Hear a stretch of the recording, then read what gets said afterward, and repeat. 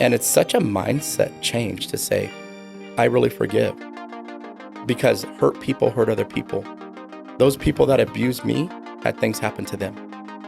And so it wasn't even about me personally. It was about the pain that they had.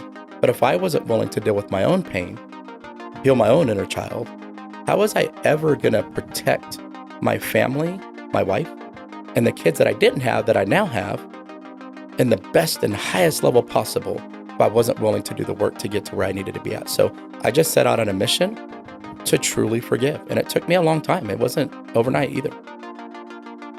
Welcome to episode 102 of the AFT Construction Podcast. I'm your host, Brad Levitt. And in this episode, I talk with Walter McKinley, who is a veteran, motivational speaker, author. He also served as an intelligence officer in the U.S. Navy, as well as a corporate executive for a Fortune 500 company. And this is something that I've been passionate about. Walt came on to speak about something very personal to him. And this is the message that he left his Fortune 500 company and now is a motivational speaker, and his platform speaking about mental health and abuse and how that affects all of us. And he had dealt with some severe child abuse that he speaks about in the episode that really caused him some major challenges and setbacks in his life and struggles. And he speaks about that. He's open about that and how he made those changes in his life. And there's a lot of value from this episode, hearing him about the success that can come from that and overcoming and triumphing over abuse, especially as an adolescent. And again, his whole focus is the triumph, right? Overcoming and the success that can come from that. So without further ado, let's get started. So welcome to the AFT Construction Podcast. And I'm super excited about our guest today. We have Walt McKinley with us today, who is a motivational speaker, author, and also a veteran. And Walt is formerly intelligence officer in the U.S. Navy and also a corporate executive in a Fortune 500 company. So welcome, Walt. Thanks, Brad. Appreciate that. I appreciate you having me on the podcast, getting to talk to you, getting to talk to the listeners, and hopefully somebody will hear my message that needs to receive it. We can make an impact positively on some lives today. Yeah, and I agree. You know, this is, and we're going to speak about mental health today, right? That's a big part of it, and abuse and overcoming adversity. I mean, you think about this. I speak about, the podcast, I've always told people this is not just a construction-related podcast. Yes, we do talk about construction, but I've had a lot of guests that vary in all different backgrounds, stories, culture they come from and experiences. And that's really key, right? This is more educational. And the reality is, if you want to be an entrepreneur, there has to be a mindset. There has to be constant positivity, because it is such a tough life. It's such a tough job being an entrepreneur. And before we get into that for you, Walt, I mean, one thing that's really challenging is breaking that cycle of abuse, right? And so you think about that, it's a tremendous task. So tell us a little about your story and the abuse that you suffered through, in your younger years. Yeah, thanks. I want to give a little bit about the triumph part, and then I'll break down the tragedy of what happened, because I want people to know, as they listen to this podcast, there's nothing special about me. I'm just a normal dude, born like everybody. I'm going to die like everybody. But the mindset you need to have, whether you're an entrepreneur, recovering from trauma, I don't care what it is in life, to be successful is super important. And so first and foremost, I'm a God-fearing family man. I've been married 22 years. I have two amazing teenage daughters. For those of you guys with teenagers, it could be I have some teenage incredibly daughters. Fun and challenging all at the same time. I recently left corporate America. I know we'll talk about that a little bit, to pursue my passion of serving others, helping men break the generational cycle of abuse and fight to be the heroes of their family. So I've had a lot of post adult success. But the start of my life, I moved 14 times in 16 years, the first 16 years of my life. I had pretty horrendous things happen to me. I lived with my mother and stepfather, and my stepfather abused me, and my own father abused me, my stepmother abused me, foster parents abused me for the first 16 years I was alive. Literally every single adult I came into contact with. And how specific? I mean, I know, some of this may be private, but you think about just that happening in different households you're in. You mentioned foster care, probably different states possibly. I mean, physical abuse. I mean, how did that just take a torment on you personally, especially as a young child dealing with this? Yeah, so I went through, abuse is abuse no matter what. And I think people diminish their abuse by comparing it to somebody else's, like it wasn't as bad as yours. But the reality is, if you're abused, you have to deal with those feelings. So I had It doesn't real matter, extreme, like you mentioned, but if I interrupt you, like emotional abuse or yeah, verbal abuse hmm or physical or sexual, it doesn't matter. Like it still takes a toll on you, especially as you're developing in those critical years as a young kid. that's right. Whether it was 5 minutes or 15 years, irrelevant, right? Yeah. It's going to take that toll on you. So I had real extreme forms of abuse. My first memory in life was at 3 years old, getting splinters put underneath my fingernails by a foster parent. And she held me down on the ground and put them under my fingernails. She threw me in the closet. That was her thing. She used to throw us in the closet, chain my sister to beds, really horrendous things. And we were there because my my stepfather beat us, and we were black and blue, so CPS took us away. And now, mind you, I'm 44, so this was, 41 years ago. And so from there, fast forward to being 8 years old, abuse happening, physical, emotional, neglect, abuse happening the whole time. And my punishment when I was 7, 8 years old and lived with my mother and foster father, or foster parent dad, sorry, he would throw me in the basement in the dark for 2 hours, 10 hours, whatever he felt like. And he used to throw this mask down there with me that I was terrified of. It was a werewolf mask. I remember it had white, had green hair, snarly teeth. And that was my punishment for just breathing, frankly. Fast forward back and forth between my mom and my dad during this whole entire time to being 13 years old and just being this destitute, just grief-ridden young teenage boy. And I got to a point, I'll never forget, my dad took his girlfriend to Disneyland for the weekend. I'm 13, and I said, why can't I go? And he says, well, I love her. Why would I take you? And I was going to take my life that weekend. And this, you were 13? I was 13. And so I'm in the apartment by myself over the weekend. Went and got a knife, put it up to my wrist, had written a suicide letter, and left it on the bed so my dad could see it when he got home.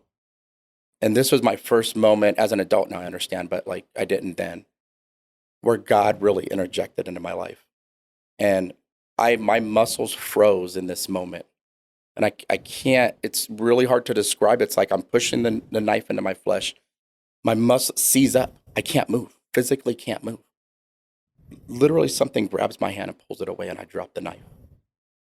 And then it was like a warm blanket just covered me in that moment and put almost this armor on me to keep me going.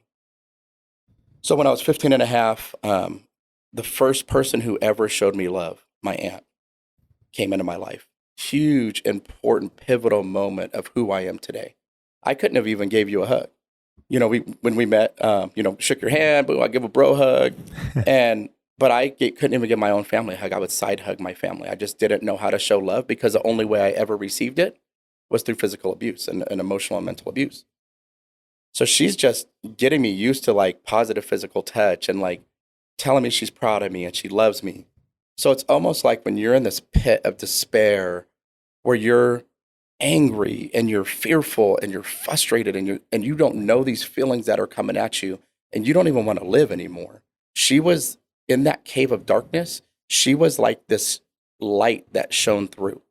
That gave me hope. How did this happen though? I mean, and I think this is important context as we're speaking here. So here you are speaking about as an adolescent, a young kid, fingernail, splinters pushing your fingernail, locked in the basement as you get older by your dad, and just the torment that would cause, right? Not understanding affection, that touch, and having just this constant abuse. So what changed? How did your aunt become involved? Where were you living? I mean, how did that even come into play where now you're 15 and you're seeing this change of communication and emotion? Yeah, so she's only 9 years older than me. So think I'm 15, she's 24. Newly married. And this was your mom or this dad's? Is my aunt. This is my dad's sister. Dad's sister, okay. And newly married with a young kid. Well, we had moved from San Diego back to Yuma during that time, so we were in proximity. So it started with her. So you're in Yuma, your aunt's in Yuma, young married. Mm-hmm. So she used to just come, I'd call her from a payphone, because we didn't have a phone, saying I got hit again. She would just come, drop by the house, make it look random. I'll never forget one time she said, hey, I'm taking her young son, Brent. I'm taking Brent to the circus. Like I was going to see if Walt wanted to come, but she was there to rescue me in that moment. So we devised this plan, and she filed a complaint with CPS. So we devised this plan to get me out of this. And at this time, I'm 15 and a half. And CPS said, we can't take him out until he gets hit again after the complaint is filed. Oh, and by the way, we're going to go do a house check, which I was terrified of because then he would know that I told. Well, luckily, the house check never made it. So he punched me in front of 5 of my friends and knocked me to the ground. And, I'm going to make light of this a little bit, but I'll never forget kneeling on the ground, almost like in a sprinter position, picking my hat up that he had just punched off the side of my head. And I thought to myself in that moment, this is the time when you can run. In that fight or flight moment where in my whole life I had frozen in fear from the abuse, this was my chance. And I just took off running. And I got to tell you, Usain Bolt couldn't have caught me. I promise you, I felt like my dad was right behind me. The reality was he wasn't even running. He was just screaming, I better get my behind back over there and some expletives and counting down to 3. Yeah. And I just ran as fast as I could. We went back around and I called my aunt from a friend's house where he didn't know where my friend lived. Cops came, arrested my father. So 16 years old, I'm on the court stand testifying against my father. And the crazy thing is, it was one of the most horrible moments of my life because here I am, a broken human being, about to put my dad in jail and testify against him for the severe abuse that he's done. On the other hand, it was so empowering that for the first time in my life, I was able to stand up for myself against the multitude of abusers that had had really stole my childhood away from me. Yeah, stole your life up to 16. And that was the beginning. Now, I had a lot of work, and we can talk about what that looked like, that I had to do to get rid of some anger. That was really the beginning. And the thing that transformed my life to give me the start so I could be where I'm at today, sharing my story with the details that I'm able to share it with. So how's that relationship with your aunt? Here's the younger sister to your dad. And, for her to, I don't want to say take a chance, but to see the abuse, to have love for you as her nephew, and to know that she's going to go against her older brother, right? And I'm sure there's conflict between them because of that. And then take you in, especially her being young married, working on her relationship, I'm sure starting her life.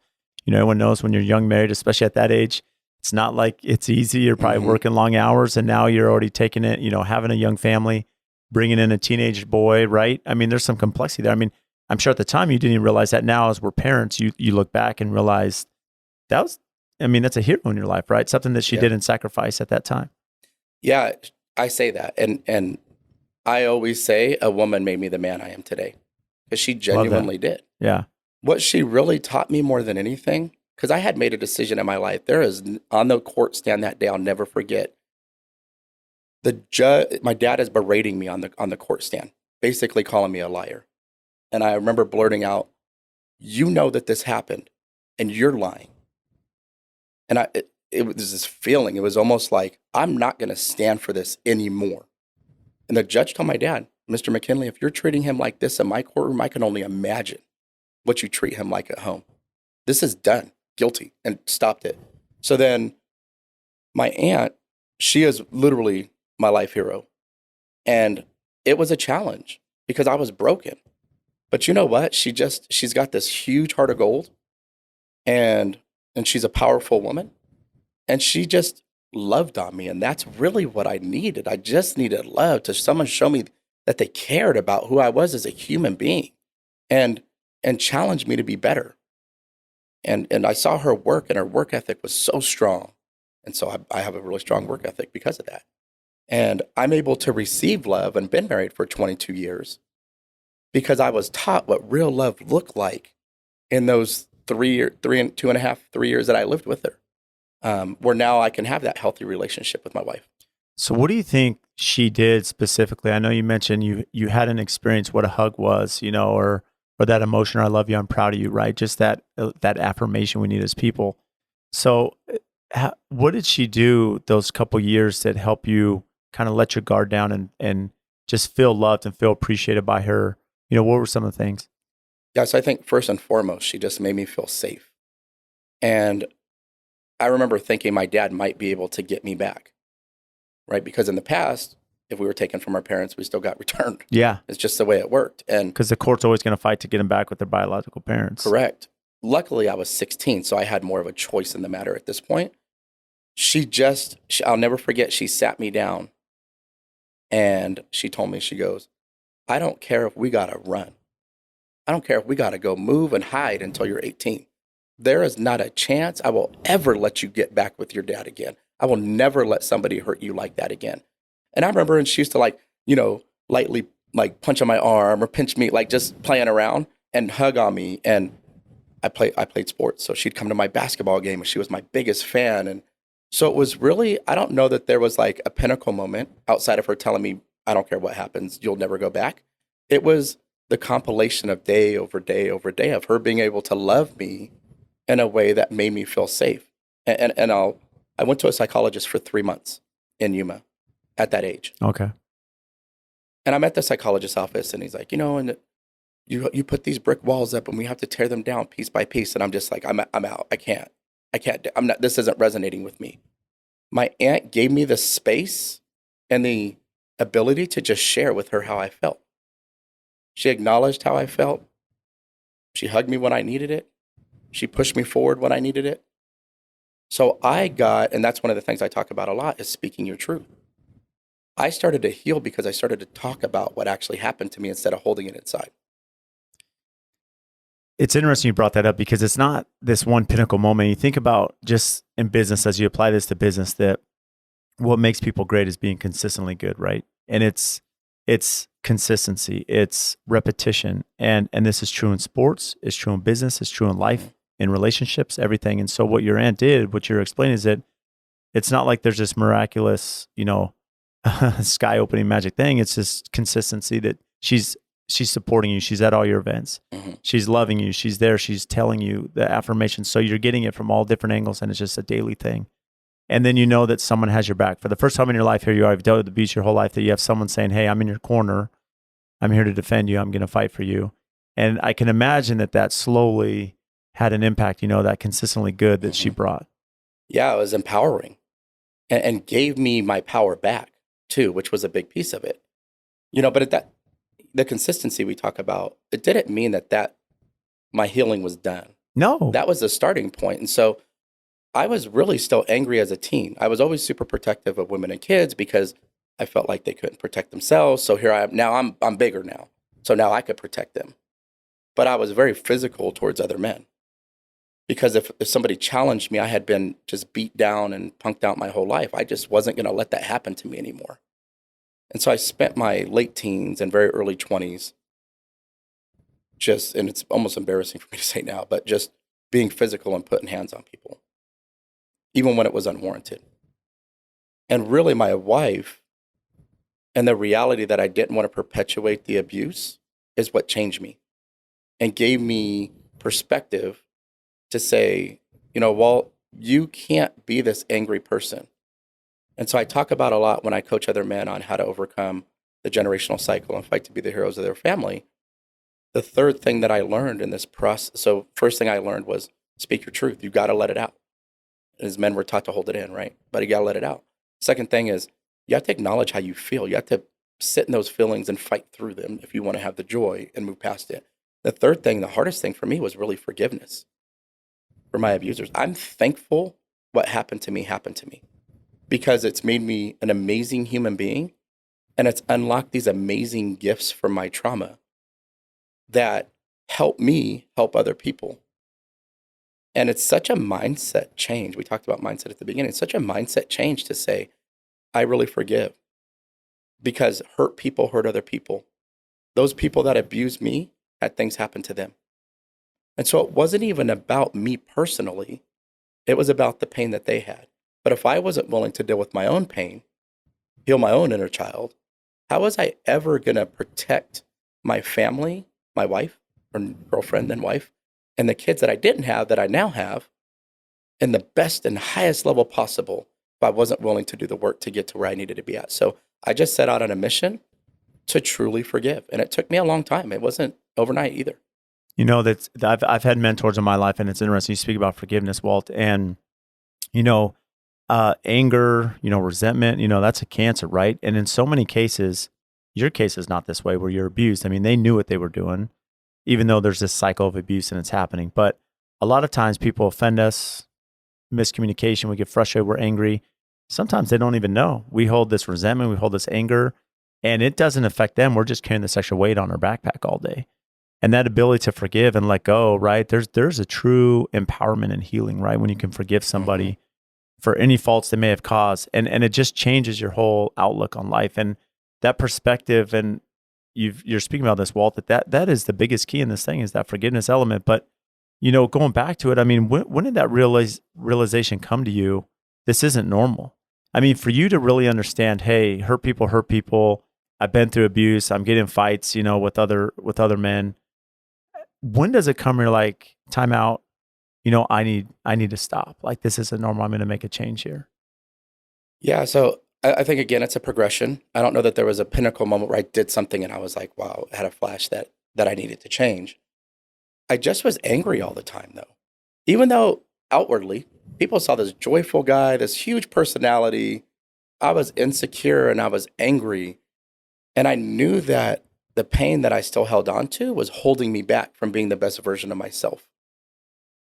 And what's interesting is I thought that I forgave at one point in my life. And I saw my stepfather. I'll never forget it. First time I came home from the Navy, here I am. I'm like, I forgave, like I'm good, or I'm forgiving. And I hadn't seen my mom in 10 years, but I wanted to see my little sister. So I drove to California from Yuma because I was visiting. And I'll never forget, I walk in to get a cup of water. And I look to my right, and my sister's talking out the back door with the man. Well, I'm thinking it's my mother's boyfriend. I haven't seen her in 10 years, so I don't know what this guy looks like. And I'm like, hey, what's up, dude? And he's like, hey. And I'm looking to my right, and I look forward, and I start walking back into the living room. And I took 2 steps, and it hit me that it was my stepfather that used to throw me in the basement and beat me. And in that moment, I felt more anger than I have in my entire life. Maybe this was a pinnacle moment for me as I think about it.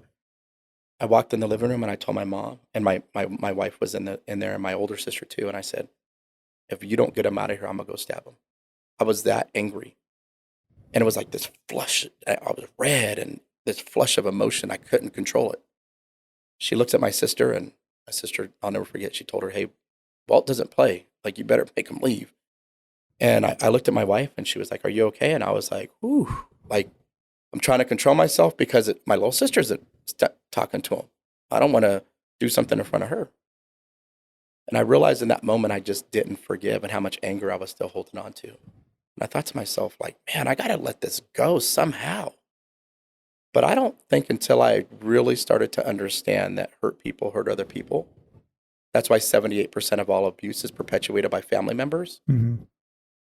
That I really started to let go. Once I really started to understand that, and it wasn't Walt McKinley. He didn't look at you and say, I hate you, Walt. I'm throwing you in the basement.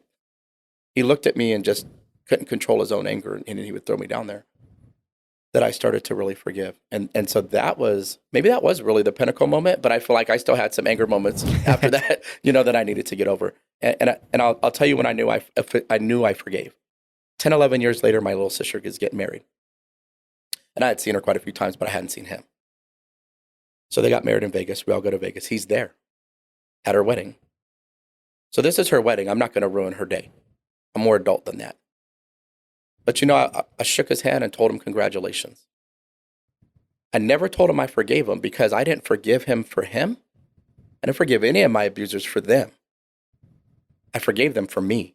When I transitioned my mind from thinking, I'm not going to let them off the hook, screw those guys, to thinking, wow, I need to let this pain go. I'm going to do this for me regardless if anybody else knows. It was like a weight, bam, and it just lifted right off me.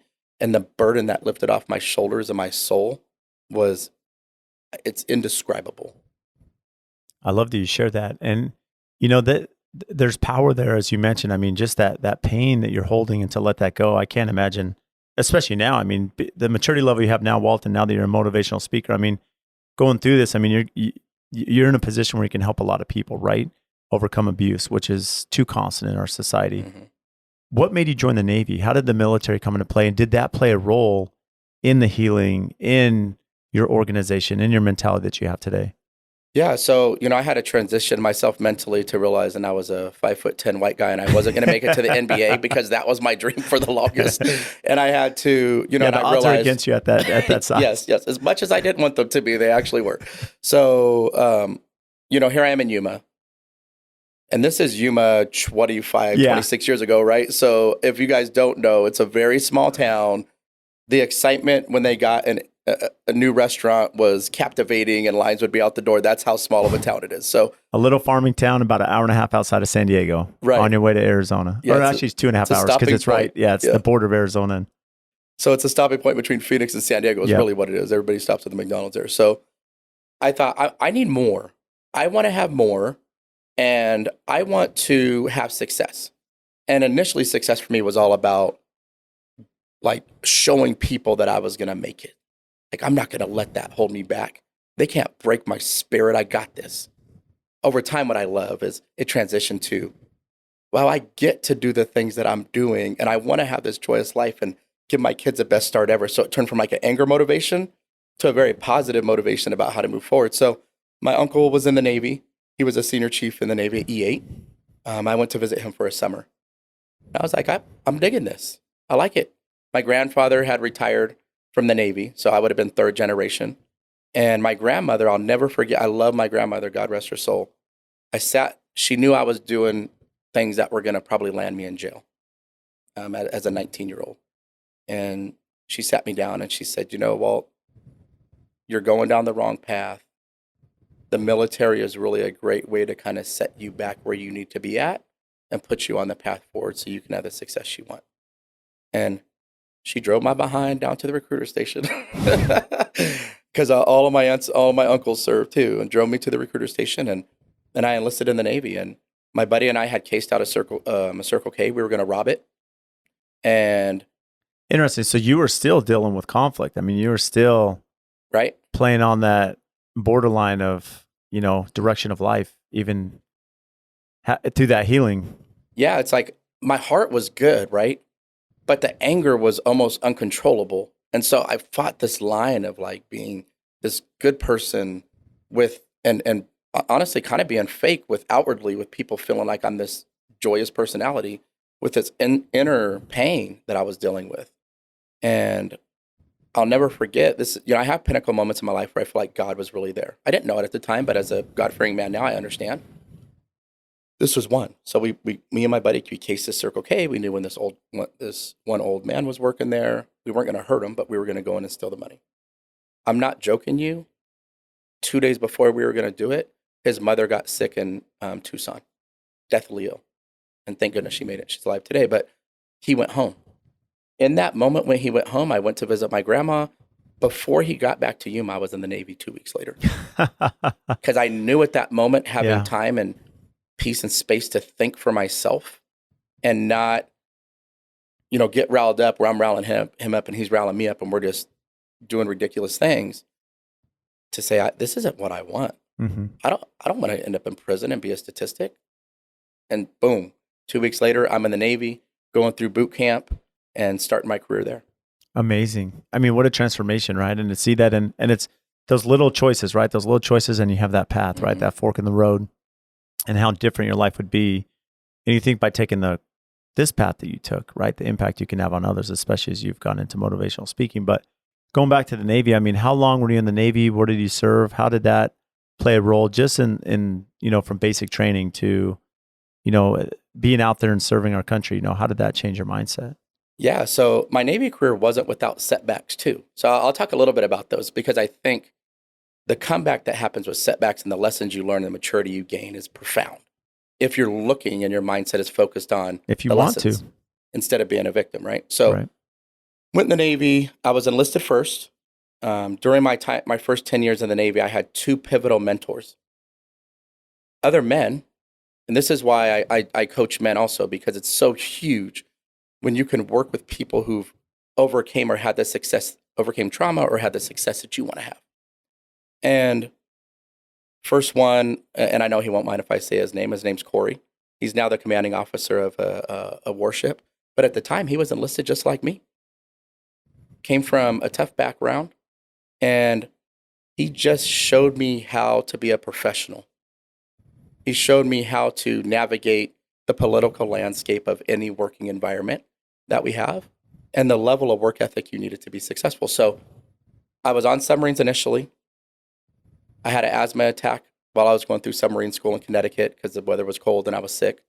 So when I got to Virginia on my first sub, they told me, you can't be on submarines. So here I transferred down to my first duty station. You can't be on submarines because you have asthma. And if we're in a place we shouldn't be, and we can't airlift you off. So pick something different. During the next 2 years is when I met Corey. I ended up being Sailor of the Year there and continued my path.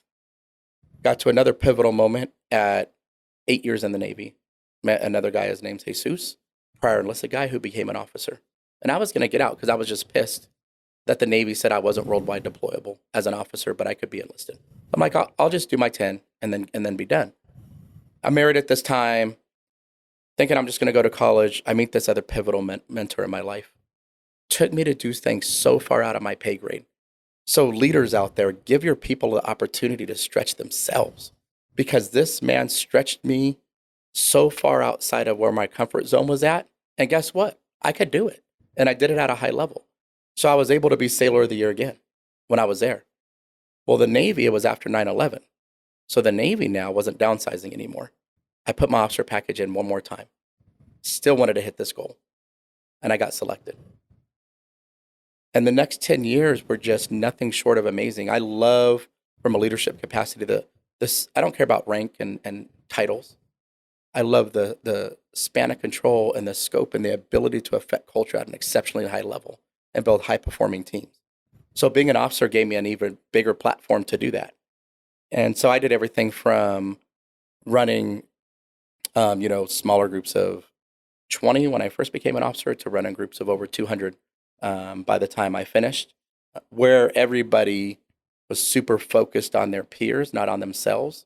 And within that construct and that culture, so many individuals, I can't tell you how many of them are now officers in the Navy or master chiefs in the Navy. The highest rank is on the enlisted side, because they were willing to put their focus on somebody else.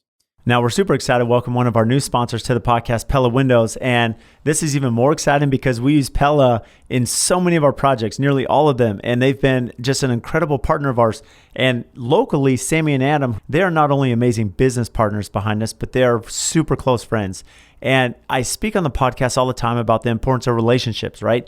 Relationships with our customers, with our vendors, with our suppliers, because at the end of the day, I'm only as good as those that help our brand and assist us in our projects to take it from the ground up all the way to completion. And if we didn't have partners such as Pella, there's no way we'd be who we are today. Over the years, we've built this amazing relationship. When we call them or email them, they respond. They're quick. Their company culture, their integrity, their honesty, they are always there to do what's right for us and the customer. They can do anything from small replacement projects to large custom homes and even multi-million-dollar commercial projects. And also, when you think about their product line, they can do ultra contemporary, historical preservation, and large traditional projects. So for anyone, any scale, any size, they're the ones to call. They're here local. They have an amazing Instagram. Make sure and give them a follow to see what they're doing. So if you need windows and doors, give Sammy and Adam a call. We stand behind Pella. We love what they do, their culture, their brand, and especially their quality. And if you want to learn more about Pella Windows, check our show notes. We'll have everything tagged there so you can give them a follow and have their contact information to reach out. And now let's get back into the episode. And you think about good leaders, right? Good leaders are those that they're able to see the capability and the potential of someone else and help them get there, right? Mm-hmm. They have the ability to communicate. And in that construct, as you mentioned, you think about creating a high-performance team. And it's interesting because you think of your coaching tree. I'm a big sports fan. I look at the NFL.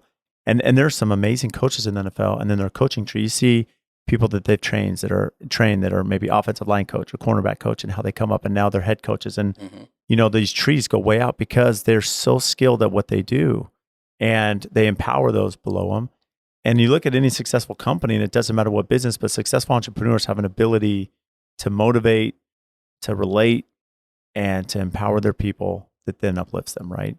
And this is what you did. And now, of course, as you move forward in your career, having this opportunity in the Navy, and one benefit about serving as an expatriate or serving in the military or the Peace Corps or serving in other countries, it changes your perspective too, right? Mm-hmm. A lot of us in the United States our experience here, it's good in America. Despite all the issues we have, anyone that's lived outside of our country, outside the world, and you understand what other people deal with, right? How grateful we should be. And I love having these conversations because it's never a comparison, but you hear what other people have overcome, like you, Walt, and it gives you perspective that, hey, this is what I've dealt with. I can make the most of this, right? I've seen what other people do, and this message is so clear. And so going back to that Navy, I mean, that opportunity where you're fighting that, and now you're an officer.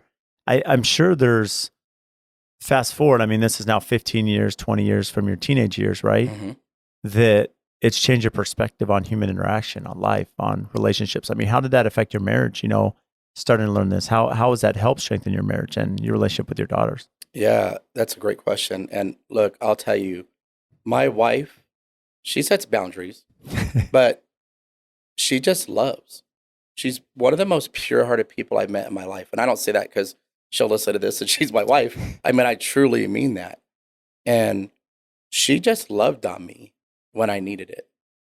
And the one thing she's always done that has really empowered me on another level, it didn't matter if I'm gone 6 to 8 months on a deployment. You know what? She paid all the bills. She took care of the kids. She's been such a supporter of my career at the sacrifice of her own to be a mother and a wife. And I love where I'm going now because she's even starting to want to talk to women to teach them how to love men that are filled in that have been through trauma. Because again, men don't talk about it. So she's created a safe space and environment for me to talk about it. What that allowed me to do, we were married 5 years and together 7 before we had kids. It set me up for success to be a father. And I'm not perfect, right? Like there's times when in the past where I'm aggravated because of work or whatever, and they ask me something and I might snap, like, what? And I know in those moments, that's still things that are holding me back that I need to continue to repair inside of me so I can be the best dad for them, the best example as a man for them. Because let's face it, Brad, I'm going to be the benchmark for them for what there is acceptable from other men. And I keep that in mind every single day. The way I treat their mother, the way I treat the waiter or waitress at a restaurant, the way I treat every single person around me. So I think, being in the Navy just provided me the opportunity to provide for them at a higher level. But I couldn't have had the career success without my wife literally standing right by my side, walking the path with me every day. And when I needed it, kicking me in the butt. And when I needed it, grabbing me and pulling me up the hill. It's amazing. And you have 2 kids now. I mean, how's that relationship with your teenage daughters? Oh, I love being a dad. I think even, thank God they don't want to have kids because they're teenagers. But I think even as a grandpa in the future, it's going to be amazing. I'm so close with my girls. And it's wild. Those of you guys who have at least 2 kids, you raise them what you think is the same, but they're literally different personalities. Right. So I have one that's super athlete. She's in student council. She's just a go-getter. She's literally a little mini me when it comes to just pushing. And I have one that she's such a lover, and she'll walk in I love it because she's 14, almost 15, and most of the kids this age don't do this. She'll walk in the living room, put her arms out, be like, who wants a hug? How does that not melt your heart as a father? But spending that quality time with them, being my kids' biggest fans, of one that wants to be an actress, one that loves sports. So I'm at all the sporting events, or from the actress perspective, like she's got an agent in LA now and supporting that and doing whatever it takes to help them attain their dreams. And so that is my mission. How can I give them a privileged start? One, how can I set a benchmark for what's acceptable from the men that will come into their life as they get older? And how can I support them in a way where they feel valued and confident so they could go out and conquer the world? It's a tough task. I can tell you, especially with kids, I have 6 myself and 5 daughters, and it's a tough task. And every kid's different, our ability to reach them, to speak to them, discipline them. I mean, they all react differently, right? And they're all their own little enterprises, Yeah. It's like, and they have so many aspirations. And, I think most of us as humans, I mean, none of us want to be told what to do, right? Mm-hmm. And that's inherent, right? We all come with our agency, and that's inherent to all of us. And that doesn't change, as I'm sure you're the same. I am too, that, and that fine balance, right, of being a father or mother, and a parent. Right. I mean, it's a tough thing to balance. And you're trying to balance that, in the Navy and the military, which is really complex because you're gone, you're on deployment, your wife, and that communication. I mean, it just shows the triumph and your ability to overcome abuse and as you said, the mindset, right, is so key to that. So then what ended up, you're serving in the military, officer, and when did the decision come that, hey, now I'm going to go to corporate America? Yeah, so I spent 20 years in. So here I am at the retirement point, and I really thought to myself, although I love serving our country, and just the idea of serving something bigger than yourself, how amazing. And I don't say I had to, I got to do that. What a blessing on my life, because I wouldn't have even met my wife. So I wouldn't have my kids that I have. I wouldn't have the career that I have. So what a blessing that I was able to do that. That perspective is amazing. I'll interrupt one thing. It's interesting. When I was 20 years old, there was a conflict I had with somebody, and I remember a mentor at the time said, "Hey, Brad, it's because you're not serving them enough." And it's interesting. And you think about that, by serving them, your heart softened, right? That mentality changes, and just that perspective, and you have that mentality. And you've said this, Walt, that by serving, other people in your, the camaraderie that you had in your organization, and then serving them, serving your country, serving others. I mean, there's a humbleness to it, right? And there's a connection to that. You'll realize as you look back in your life. I look, some of the closest people that I'm with are people that I've served with, right? I look at the employees now here at AFT, right? I look at them as family. We're super close because we work together, we serve together, right? Yeah. And it's a true testament to that attribute. Well, here, the thing about service, so many people in our society now, I feel like social media is amazing for certain aspects, but it's made people feel like they're self-important over somebody else. But the reality is, when you focus on service to others, all the abundance and the things that you really want will come. But when you're focused on self, none of those things that you really want are going to come to fruition. So I've always found, I love that you say that, the family atmosphere and serving together, because that really builds a different type of environment where everybody can truly win. It is. Generosity precedes prosperity, right? That's right. Again, it's one of my favorite, and it's exactly what you're saying. That generosity, that service mentality, right? It'll lead to things in the long run, right? You're building that foundation. That's right. So how did I get to corporate America? So I retire. I'm like, I have to try this corporate America thing out. I feel like I could crush it, but I won't know unless I go try it. So the easy way was for me to get a GS-13 job in the government, make good money, have the security of a government role, doing intelligence. I just couldn't think that maybe I would be the world's expert in Iranian submarines one day. Like that wasn't inspiring for me. But what I did think was, wow, if I can go in and do amazing, I could really build team first, high performing environments by taking the things I learned in the military and bringing them into corporate America. I just needed someone to take a chance on me because I didn't have the hard analytics skill yet. I knew I could get it. I just didn't have it. So I went into corporate America. I was promoted 3 times in 4 years. Worked for a nationwide car company for 2, and then went over to Fortune 5 for the last 3. And I'll tell you, I had a really pinnacle moment. I think a lot of people who just grind at work are going to really feel what I'm about to say. So here I am. I'm crushing it. I'm told that I'm up for promotion at this company after being promoted 3 times in 4 years, in the first 4 years. And by the way, I don't say this in a braggadocious way. I say this in a very humble way. And I had extreme burnout, and I've never had an anxiety attack, and I had one. I was working 12 hours a day on Zoom calls, probably 10 of them, then trying to knock out some emails. I was doing 3 senior level jobs that now that I'm gone, there's 3 people doing them.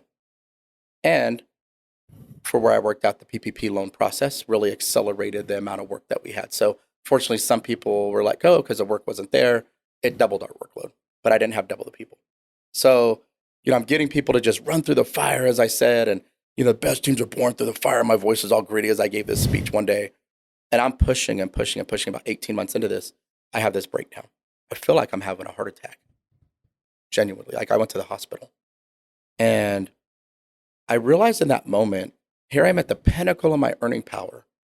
And outside of the leadership development of what I'm doing, I'm not passionate about anything else of what I'm doing. I can't even enjoy my family because I'm putting work before everything else. Because as a man, that's what I'm supposed to do. I'm supposed to provide for my family. I had a moment where I had to decide. And this is where I love my wife. She's like, what's wrong? And I was like, I'm not emotionally or physically tired anymore. I'm tired in the soul of who I am as a human being. I can't tell you just how tired I am. It's unexplainable. And so I took some time off. Never done that because I always prided myself on my resiliency. It's what I hung my badge of honor. Never done that.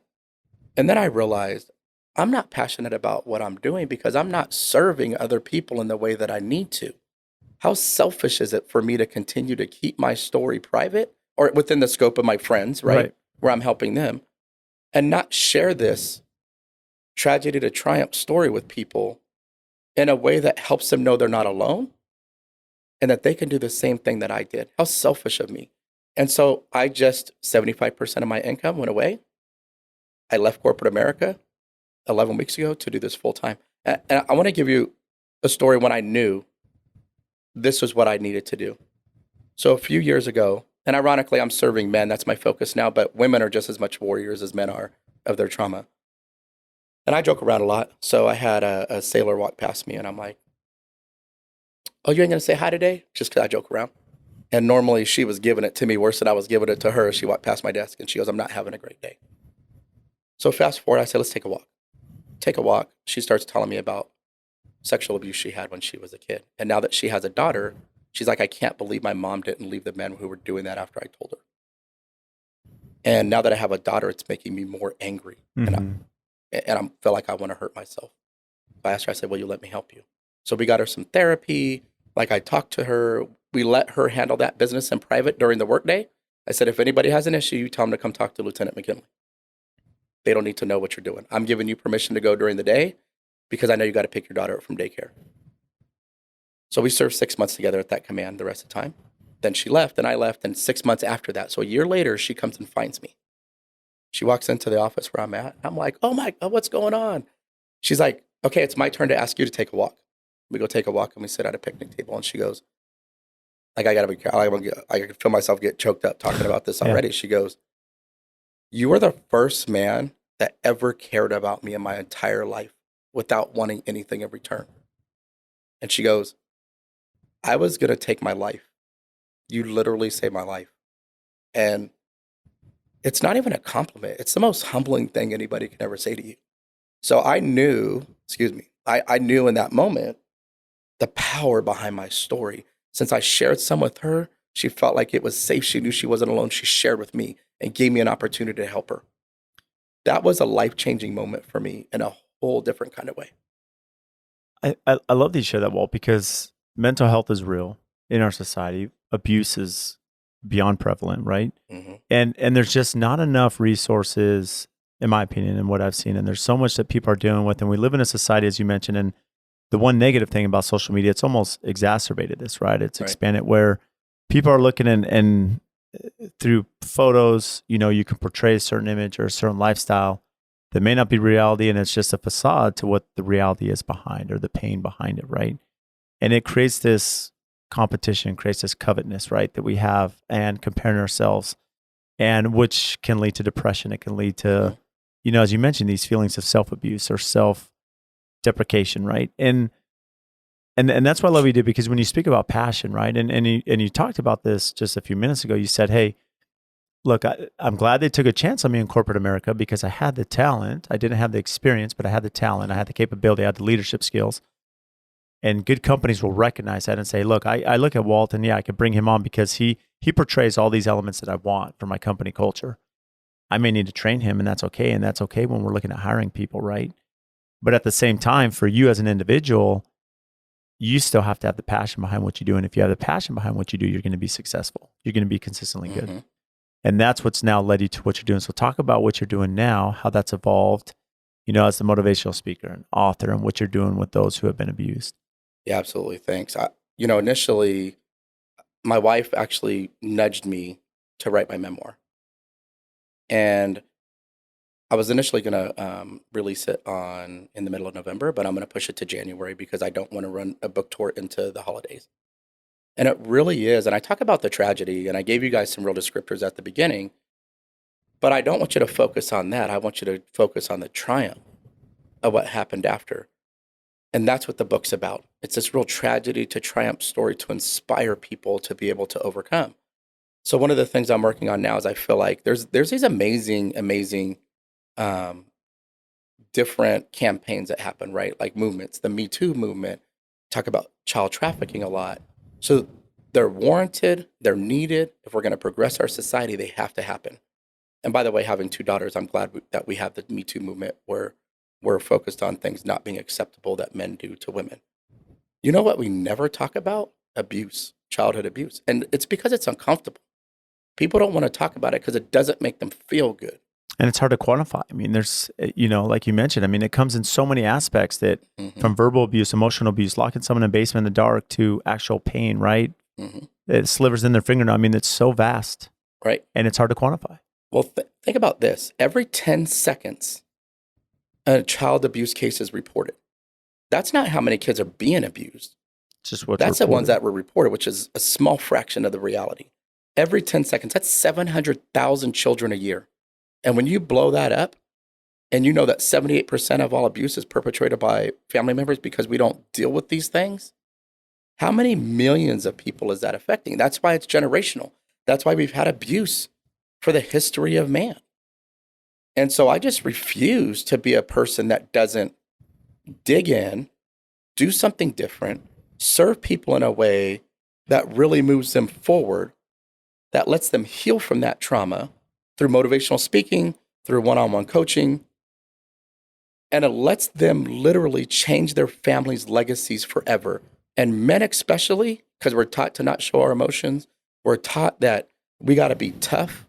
Men especially think vulnerability is weakness. And I got to tell the men out there is so much more strength in being vulnerable. Do you know how comfortable you have to be with yourself to be like, you almost, like I was about to start crying when I was telling this story, right? So making me cry. You got to be comfortable in with yourself and strong because you're opening yourself up to get hurt, to be vulnerable.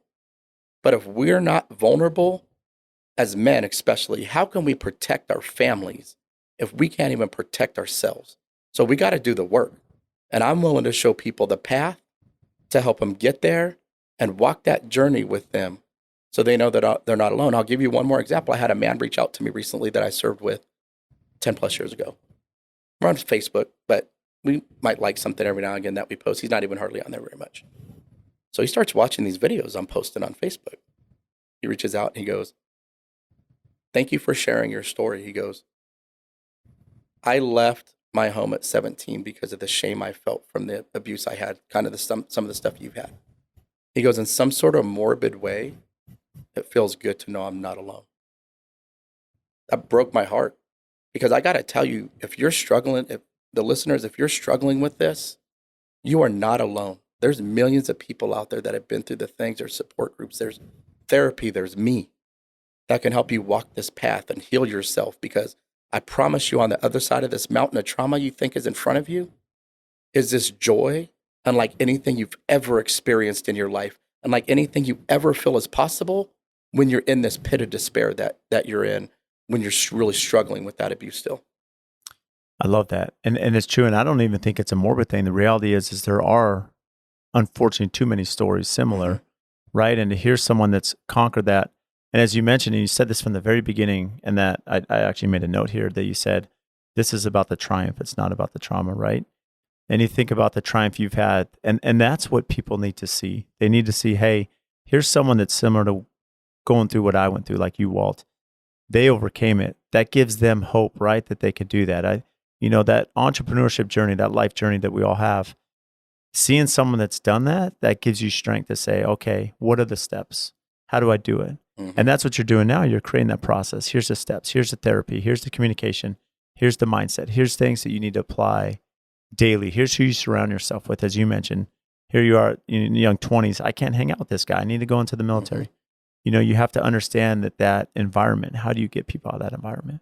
Yeah, and I think it's really a mindset thing.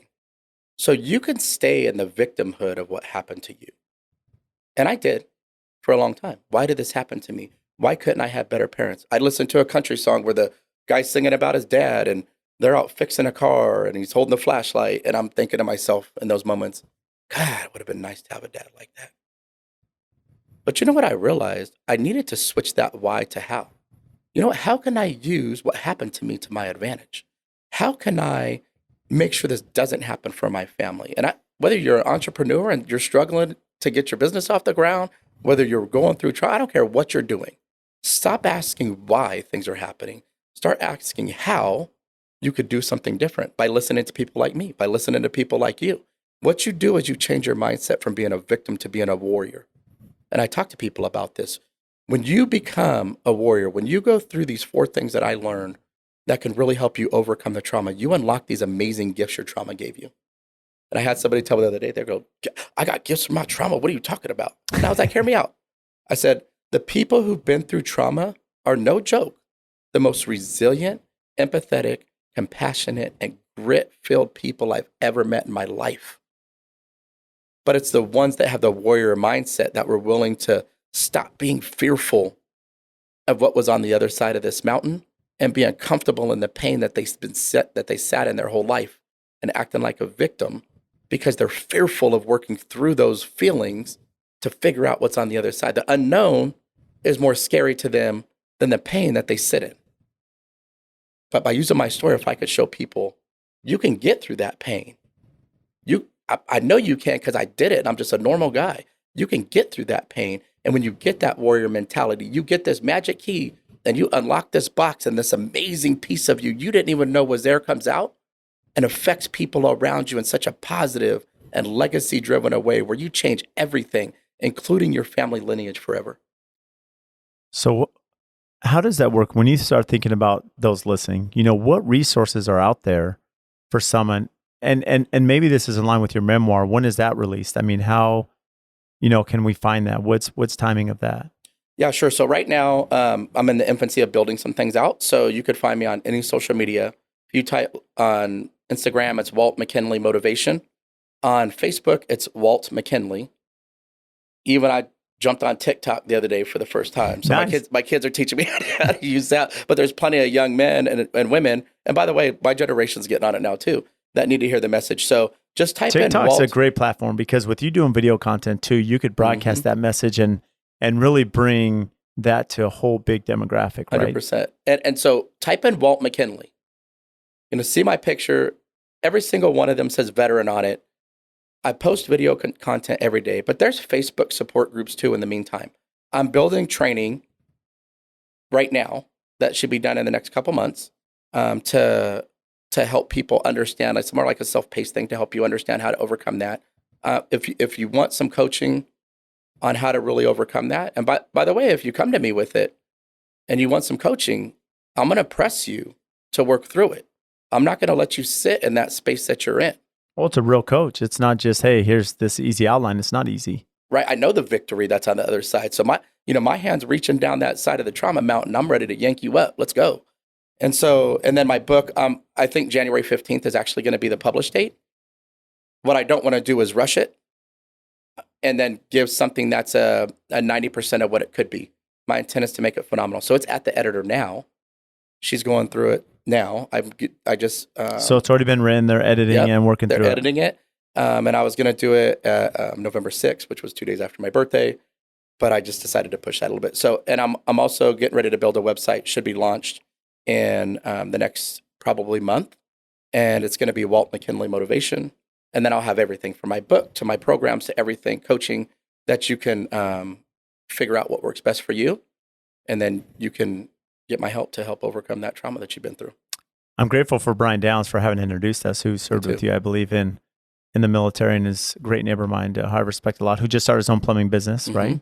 That he's building. And I know he's, asked about social media and he's spoken about you highly, right? The impact you've made on him. And, so how is that, when you think about the military and Fortune 500, I would imagine that's giving you some structure now that as you're starting your own company, because we bring entrepreneurs on here and starting a company is really difficult, even though you have passion behind it and you have an amazing message, but the structure side, figuring out, okay, giving back is huge. You still have to make a living. How do these two coincide? So I'm sure that's been fun trying to figure out the dynamic and structure of it. Yeah, absolutely. So what I don't know is the business side of entrepreneurship. I can figure it out like anything else. What I've done though, is I made the decision to invest in some coaching. to help accelerate the process. I know I could figure it out. I'm smart enough to figure it out, but I don't want to take a year to figure it out. Yeah. The year that it would take me to figure out means a year that I'm not serving other people with my message. Yep. So I'm using other people's expertise and paying for coaching to help accelerate the process. Because the reality is, especially in the motivational speaking space, there's so many people trying to put out content. So how do you break through the noise in a way that resonates with people, where you build the influence to have a larger impact? I personally don't care about the likes and those things. Like, I'm not a vanity guy. What I care about is beating the algorithm so that I can influence people and help them heal on their journey. So it's been an amazing 11 weeks. You know what I'm focused on, though? And I never have, Brad. I never have. I've been an execution guy my whole career. Okay. So here I go, set out for a goal, and I'll run through the mud run through the fire to get to the goal. And I get to the goal and I make the next goal. I get to the goal and I make the next goal. And I want to talk to the entrepreneurs on this too, because this is really important. Every time I hit the goal, there was maybe 1 second of gratification and I'm on to the next one. You know what I never did? And it left my goals empty when I reached them. I didn't enjoy the journey. I didn't enjoy the lessons that I'm learning, the growth I'm personally having along the way. So you know what I do now is I give myself space to enjoy that journey now, because it's going to make the goal, as I reach these different, stakes in the road that I'm putting in, it's going to make the goal so much better and gratifying. And because the reality is I won't ever have a final goal for this. It's to reach millions of people. That's my goal. And I don't want to put a number on it because, and I have monetary goals and stuff like that, but I don't want to put a number on it because the reality is there's always going to be people to help, at least as long as I'm alive. Hopefully one day there won't be people to help overcome trauma if we're doing this thing the right way. So enjoy the journey, you guys. Enjoy that journey and celebrate every single win, because the days that you're down, it's those wins that you've been celebrating that are going to keep you and lift you back up. But that mindset, I mean, it's fascinating to me. And I've heard this from so many people, such as yourself, Walt, that ability to look at the win, because the reality is our days are up and down, and they're difficult. And and I don't know if this is appropriate for the podcast, but it's funny. I talked to some of my subs and they're like, I just hate people right now, right? and it's not a bad thing. It's just the difficulty to get product and to deliver and get manpower and to hit these timelines, right? People are stressed, they're frustrated. You're dealing with the pandemic and health, and there's a lot of complication in our society right now. But the ability to sit back and, as you mentioned, to say, okay, I need to evaluate this and cheer for my wins. I need to be able to positively look at this and realize the success of having, not focus on the detriment, not focus on the things going wrong, because they will happen. But I have a lot of people cheering for me. And your ability to control that mental cycle, that mental aptitude, right, that you have, it really is truth to now understanding how to be successful and understanding how to overcome trauma and celebrate, right, where you're at now. And it's commendable. And I love that perspective you share, Walt. I mean, you have so much to offer. So again, you mentioned some upcoming exciting things. You have your book coming out. You have your program. And I love that you're working with some business coaches, because all of us need to accelerate our career, and working with those that have done it and have learned from that, right? That's going to accelerate us and make you better for those you're serving anyways. That's right. That's right. Yeah, it's such a, I never invested into that. And I want to talk about one more thing too that's super important on people's journey. Watch what you're consuming. I just did a different kind of video today about the 13 service members and 90 Afghanis that were lost yesterday in Kabul. And the news makes it so divided. I don't care what side of the aisle you're on, right? This isn't an aisle issue. This is a human issue. Right. People lost their lives. But negative news sells, you guys. Negative If it bleeds, it leads. Yeah, if it bleeds, it leads. Tony Robbins says that a lot too. If it bleeds, it leads. And so watch what you're consuming. As an intelligence officer for 2 decades, I was watching the news every night. You know how negative my mindset was? When I cut those things out and I listened to podcasts, motivational content, things to teach me how to do the next step in whatever process I'm working on. Do you know how much my mindset started to change to the positive?